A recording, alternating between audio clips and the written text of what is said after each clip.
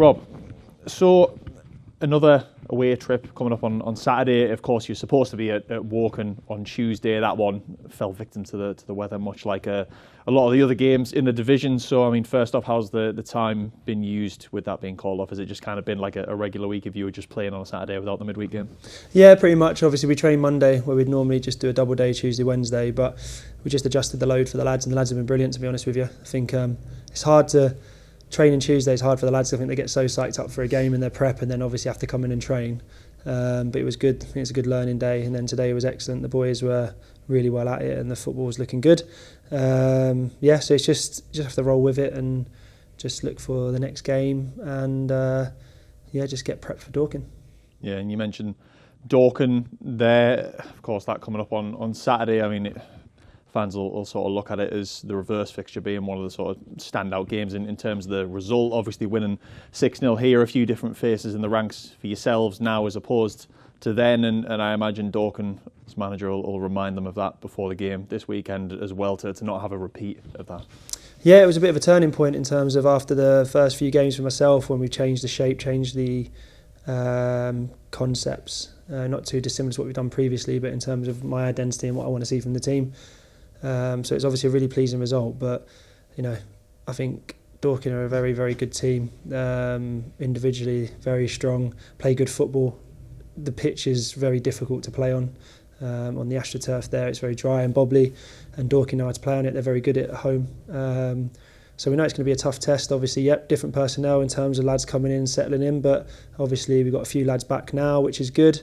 But nothing changes the way we approach every game in terms of the fact that we want to go and win the game, but we also want to make sure that we nail down our concepts and the way we play, because if you get the performance right, the results will come. And what's been a tricky 2-week period for the club in terms of outgoings, minimal players available, obviously not having the budget to be able to replace players because the injuries we've got. So everyone's working really hard. The lads have been top drawer in terms of their application, and moving forward, it's a nice period for us to move into with some really tough games. Yeah, you mentioned Dorking there, obviously one of the sides. You've got an artificial pitch in the division. I think it's probably a bit of a strange thing with the artificial pitches in the sense that they're not all kind of exactly the same. Obviously, you've got Oxford and Bromley, who's different from each other. Dorking's is probably even different to that, but it can maybe become, or possibly seem to fans like a bit of a cliche that whenever it's sort of mentioned about the artificial pitch. So from your point of view, what does it change in terms of how the game's actually played, really? Yeah, it's like any pitch. You play on a good pitch, play on a bad pitch, you just have to adapt to it. And obviously, with us being a possession, passing team, it does affect us a little bit, but we also want to introduce that no excuse culture. So the pitch is the same for both teams. Dorking likes to pass the ball as well. They have some good patterns. They play good football. I think, like I said in the previous game, I like Dorking in the fact that they can play through the lines, but they also can be direct at times when they need to be. So we're going to have to manage that and deal with that. But look, at the end of the day, it's a football pitch and nothing changes. The ball still bounces. It will bounce the same way for everyone, and the challenge to us is to embrace that. We train AstroTurf every day anyway, and use the challenge as another reason to go there and be on our mettle and make sure that we get that mindset that nothing can faze us, and we stick to our game plan and play our footy on it. Yeah, and on the injury front, I mean, you mentioned before the Woking game that Greg was sort of due for a scan, and some positive news on that he hasn't had a full or kind of fully serious ACL injury, which would keep him out until next season. Really, obviously, still a lot of work to be done from him, and still to get out on the pitch and everything like that, and working with Fraser. But good initial positive signs for you, at least on him. Yeah, really good. Obviously, any team would miss Greg Ollie in this league, potentially the league above. To be honest with you, he's our captain.